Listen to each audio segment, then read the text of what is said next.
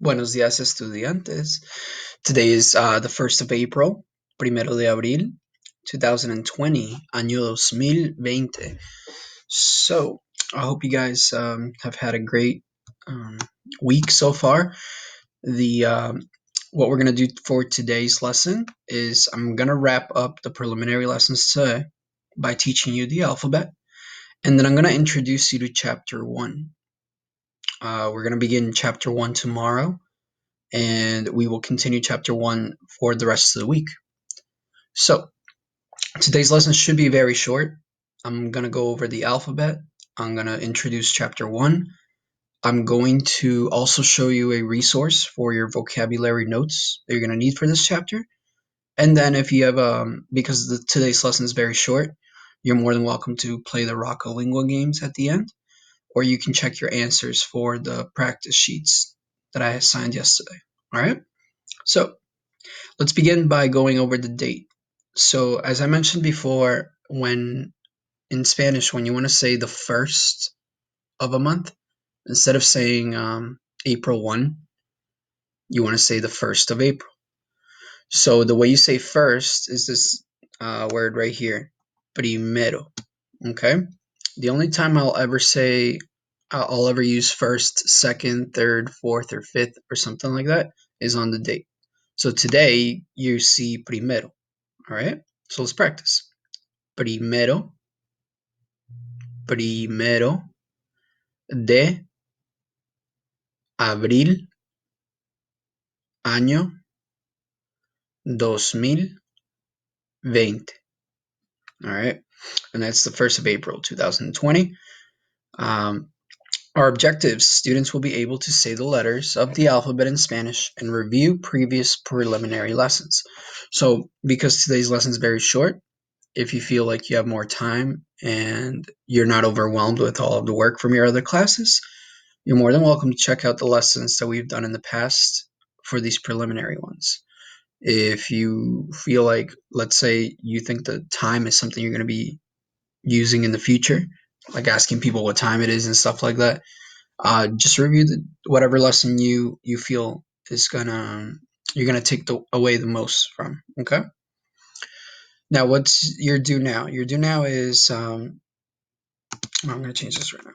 What is your due now? I want you to answer these two questions. If you need to go back to the previous lesson, you can and review really quickly the seasons and the weather. All right. So I want you to answer these two questions. Ready? What is your favorite season? In Spanish, right? What is your favorite season? And what is the weather like in that season? Okay. So my favorite season, just to give you an example, my favorite season, estación. My favorite season is verano. I like el verano. That's when my birthday's in el verano. And what is the weather like? Well, en el verano hace sol. En el verano hay días que está fresco. Some days it's cool outside. Hace sol, hace mucho calor. Pero los días son bonitos. It's pretty days for the most part. No llueve mucho. No llueve mucho, pero sí hace mucho sol y hace mucho calor. All right. So the directions for today, watch today's lesson. We're going to go over the alphabet, chapter 1 intro. And then I want you to just look over these vocabulary notes. Let me show you those real quick. I actually want you, if you can, to please print them out. I will you do have them here on the stream at any time, but I would like you to print them out so you have them with you. This is what it looks like. Where is it? Right here. So this is the vocabulary we're going to be looking at for the entire chapter. All right, not for today. Okay, this is the entire chapter's vocabulary. Now, what you'll notice here is that you have the words on the left are in English and the words on the right the words on the left are in Spanish and the words on the right are in English. I'm telling you right now, don't get overwhelmed because we're not going to go over all of these. In fact, we're probably not going to go over this stuff right here. See how it's all about It's how you say where people are from, but nationality wise. So we're not going to talk about that too much. What we're going to really focus on, because this chapter's theme is about describing others, we're going to really focus on this side of the vocabulary. So how to describe people. All right. There will be a couple from this side, but the majority of the vocab is going to come from this side. My suggestion is to, I think, as far as remote learning goes, I think you should print this out. And as we go through the vocabulary, I want you to highlight the words that we have gone through. Because like I said, there's a couple that we're not going to go through. And if you start to highlight these, you should be able to get a better idea of what I'm going to be looking for the test. Okay. I'll obviously give you a heads up what's going to be on the test and what to look for, what to study, but you can do yourself a favor. And if you highlight the words that we've been practicing, you'll make it a lot easier. All right. Okay. This is the vocabulary for chapter 1. We'll come back to this. All right. Now let's begin today's lesson. Today's lesson's on the alphabet, el alfabeto español. Now, for this one, just try your best to repeat after me. I will give you some pointers, and I will tell you a little bit about this. You're going to see, I believe, 2 or 3 new letters, and I'll talk about those. Okay? Now, have you ever wondered if why people who learn new languages have accents? Well, I actually read an article last night that talked about that, and I thought it was pretty interesting. We always forget, or it's easy to forget, that we actually use 2 different parts of the brain when we learn. When you are listening to a foreign language or a new language, you're using your brain is processing, and it's easier for you to understand eventually over time what people are saying. So people have an easier time understanding another language versus actually speaking it. And the reason for that is because when you speak, you're actually using another part of the brain. And you're going to learn that when you get to high school if you haven't already. Um, Now, because it's 2 different processes, the speaking part is harder to master because not how do I describe this to you? When you read or when you listen to something, the information is already given to you. It's already organized. It's already you don't have to do anything. You just have to accept it. You receive it. But when you speak, you actually have to formulate your sentences. You have to put it all together. All right. So my suggestion going forward, since we're practicing Spanish, is please keep trying to say the words as I say them. Um, the biggest factor that's going to play into how you learn is confidence. You got to have confidence that what you're saying may not be 100% correct, but that you're trying your best. Confidence is a huge, huge factor in this. It's what's going to allow you to learn more and to be able to speak better. All right. So, with that said, let's go through the alphabet. All right. Nice and slow. Ready? The first letter is A. I want you to open your mouth as big as you can, like when you go to the dentist. Say ah. Okay. Now the next one is B. B. Good. The next one, C. The way you say it in Spanish is C. C. D is D. D. E is E. E.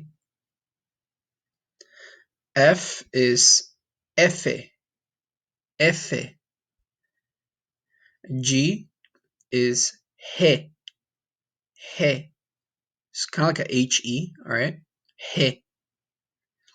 Now the H is H. H. The I is E. E. Kind of like the letter E in English. E. The letter J is J. J.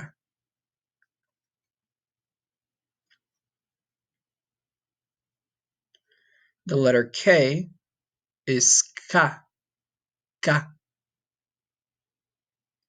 The letter L is L, L.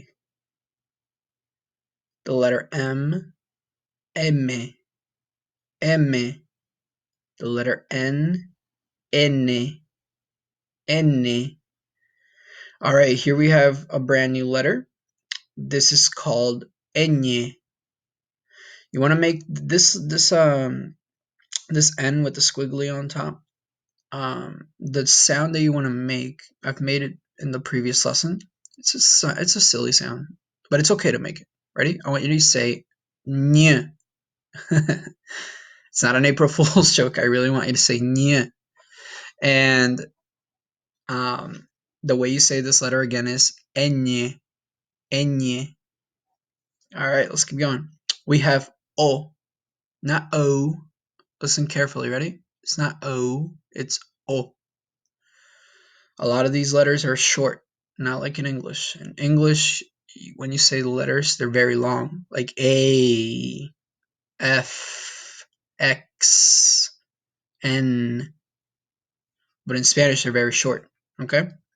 Take a look at this one. P, P. This one is Q, Q. Now this one, there's two different ways, and I'm actually going to point out that here you have the double R. Now, here's the deal. It says the CH, the double L, and the double R are not letters of the Spanish alphabet. However, it is important for you to learn the sounds that they represent. So these I would call important blends. These are like important blends. Not so much the CH, okay? The CH kind of sounds similar to what it sounds like in English, just ch, okay? But the double L makes a different sound. It definitely does. And the double R does as well. So this one, when you say the letter by itself, is ere. You roll the tongue kind of quick. Ready? Ere. I'm not when you make the sound, how do I explain this? It's easier if I was in person, but basically you want to roll your tongue off the top of your mouth. Ere. Like that. Because you don't want this to sound like a T or like a D. All right? Kind of hard to explain, but let's try it one more time. Ready? Ere, ere. Good. Now, if you wanted to say the double R, like for example in this word, right? That's when you roll your R. Ready? R, R. Now again, if you can't roll your R, it's okay. My aunt, my cousin can't do it. People won't judge you for it. It's okay. It happens. And next we have S, S for the S. Let's keep going. Ready? T, T, T. The U is U. Notice how it's short. Okay, U. The V, this one, what I want you to do is I want you to put your front teeth on your bottom lip. And I want you to make that sound kind of like a buzzing sound, that v, like that. Now you're going to say vaca, all right? If we were going to say the word, but the letter is V, V, okay?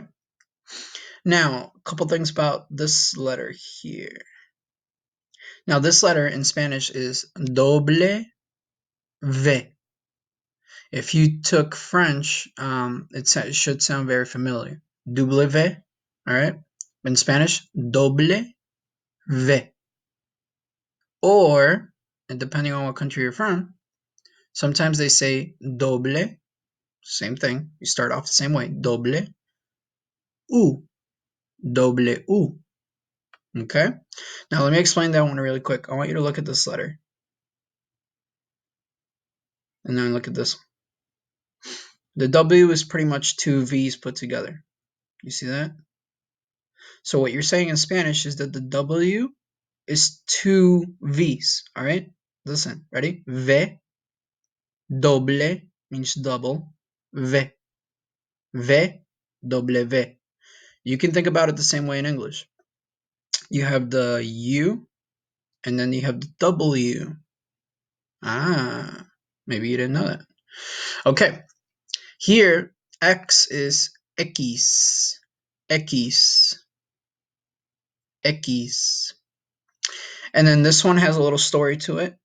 In English, you can't really see the story because in English, the way you say this letter is Y. But for my seventh graders, you took French. The way you say this letter in French is Y, okay, Y. And in Spanish, it's actually really similar. It's E, just like this one, E, Y, Y, griega. Now, what that really means is the Greek I. Why? Because I get it. Why? Because we got this letter from the Greeks a very long time ago. Okay? So in Spanish and French, we give them homage or honor to that. We say it's still Greek I. All right? Y. And then the last one is zeta. Zeta. All right? I'm going to do it fast. I'm going to go over all of them really fast. I just want you to listen and try to follow along. Ready? A, B, C, D, E, F, G, H, I, J, K, L, M, N, Ñ, O, P, Q, R, S, T, U, V, W, X, Y, Z. Sometimes people will say, instead of saying Y, they'll say Y. Okay? Just so you know. But the formal way to say it's Y. Now, the one I really want you to get out of these three, this one not so much. These three are blends. This one is when you roll your tongue a lot. And then this one, the double L, it almost sounds like a J sound, all right? Like lluvia, okay? Like llave, llorar, all right? All of those, J, all right? For my Spanish speakers, hopefully this was some good overview. Hopefully you learned a little bit more about your alphabet. And maybe by listening to my accent, you might see that I say things a little bit different. And that's okay. All right? Not a big deal. So that was the alphabet. Now what I'd like to do is quickly introduce to you the chapter 1 intro. All right? So it was page 18. I apologize. So we are at the end of the preliminary lessons. We finished them. So we're going to start chapter 1. Now, what I'm going to show you tomorrow are these 2 pages. See how it says vocabulary 1? This is what we're going to do tomorrow. And then on Friday, we'll do the vocabulary 1 practice. Okay?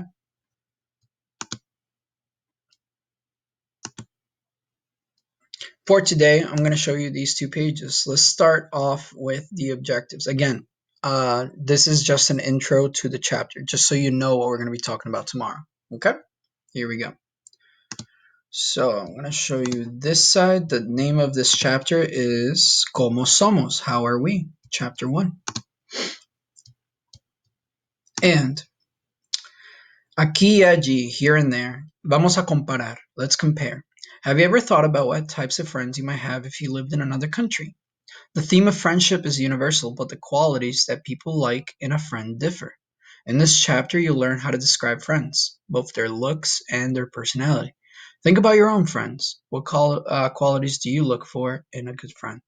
So we're going to learn how to describe people and others. And I think you're going to have a good time trying to describe or use these words at home, especially now that you're going to be with your siblings and your parents and stuff, or other people that you live with. So objectives, this is the vocabulary part, okay? There's always vocabulary and grammar, all right? So the vocabulary, you will identify and describe people and things, tell where someone is from, tell what subjects you take and express opinions about them. Talk about Spanish speakers in the United States. Now, out of all of these, the top ones, identify and describe people and things. And we're going to talk about Spanish speakers in the United States. These two we'll talk about a little bit, but not too much. Now, for the grammar part, the grammar comes after the vocabulary. So we're going to start off with a vocab, move on to the grammar, review, and then you have a test. All right. The test will not be for another 2 weeks, 2 or 2.5 weeks. I'm still not 100% sure because I'm trying to figure out the schedule, but don't worry about it. I give you guys plenty of time, and we have review days before any tests. Formative assessments, however, you do have one on Friday, and I will explain it again tomorrow. All right. But, anyways, this is the grammar. We're going to talk about nouns, adjectives, and articles. The articles is basically how to say the word the in Spanish. Okay? I'll explain it more when we get to it. I'm going to teach you a verb, and I'm going to show you the difference between these two words, tú and usted. Okay? So that's what the chapter has for us. Now let's go to the intro. ¿Cómo somos? How are we? Look at these photographs to acquaint yourself with the theme of this chapter. You will learn to describe yourself and many new friends from all over the Spanish-speaking world, as well as some Latino friends or students in the United States. What similarities and differences do you see in the teens in these photos, besides the fact that they're outside and we're inside? How do they compare with your friends and the students in your school? So here we have a picture of some boys from Colombia. It says, Los muchachos son de Barranquilla, it's a city, una ciudad y puerto en el norte. It's a city and port on the north side of Colombia. Never been there, but it looks cool. So, do they look similar to students from here in the United States, from your school? They're all wearing casual clothes. I mean, it looks nicer out there, right? Looks like a nice area. What about here? Dominican Republic, la República Dominicana. Los dos amigos dominicanos son alumnos en la misma escuela en Villa Fundación. The two Dominican friends are students in the same school in Villa Fundación. All right. So take a look. Do they seem a lot different than your classmates? Not really, right? Just they speak Spanish. And then these are some boys from Guatemala. Hola amigos. Somos todos amigos de Antigua. ¿Y ustedes de dónde son? Hi friends. We're all friends from Antigua. And you guys, where are you guys from? Besides the fact that these pictures look like they were taken in the 80s because of the bell-bottom pants, all right? Maybe the 90s. They look pretty normal, right? Like normal students. Maybe a little older than you, but that's okay. And they're all from different countries, all right? Notice that even Colombia, Dominican Republic, and Guatemala, just because they speak Spanish doesn't mean they're the same. That would be like if I said, oh, we're the same as people from the UK or from Australia. Not at all right? But at the same time, even though we have differences in cultures, pretty much still students, right? What about here? Unos amigos en la plaza principal de Isabela, Puerto Rico. Some friends in the main plaza of Isabel, Puerto Rico. Isabela. Just students hanging out, right? Seems like nice weather. Kind of jealous. All right, and here we have un grupo de jóvenes mexicanos en la capital, la Ciudad de México. A group of young Mexicans in the capital, the city of Mexico.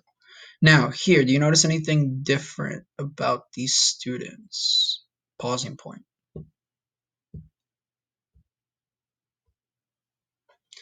You may have noticed that they're wearing uniforms. We're going to come back to this because it's super important. A lot of public schools and private schools, and a lot of public schools, they wear uniforms. And we'll talk about them more when we get to chapter 3, okay? But you may have noticed one of those things. Now, here, Venezuela. Un grupo de amigos con motos en Mérida, Venezuela. A group of friends in their bikes in Mérida, Venezuela. Do you notice anything different? You may have noticed that they're riding bikes to school. We're gonna also talk about this in chapter 3, but the differences in the cultures. It's easier to get around in motorcycles in a lot of these countries, and we'll talk a little more about that when we get to it. But you may have noticed that they ride their motorcycles to school. Do your friends ride motorcycles to school, even in high school? Not really, right? Maybe cars. Climate plays a huge factor too. All right, and in Spain, un grupo de amigos en bici. Bici is like a slang for bicicleta, which is bicycle. En Orgiva, España, un pueblo pequeño en el sur de España. So this is a group of friends on their bikes in Orgiva, Spain. It's a small town on the south of Spain. What do you notice? Anything different? Do they look like regular students? Yeah. For the most part, they all look like normal students, just in a different country. Maybe if we heard them talk, right? But we're gonna learn how to describe these students. And that was the end of the intro. Tomorrow we're gonna begin chapter 1, and we're gonna look at the vocabulary. Okay? All right. If you have any questions, please reach out to me. I want you to make sure you look at this. All right, this vocabulary list. Start looking at it now. All right, especially this side right over here, this left side.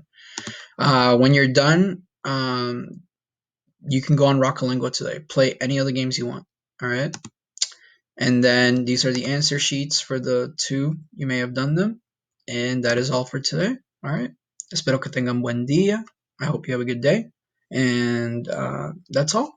Hasta luego, muchachos.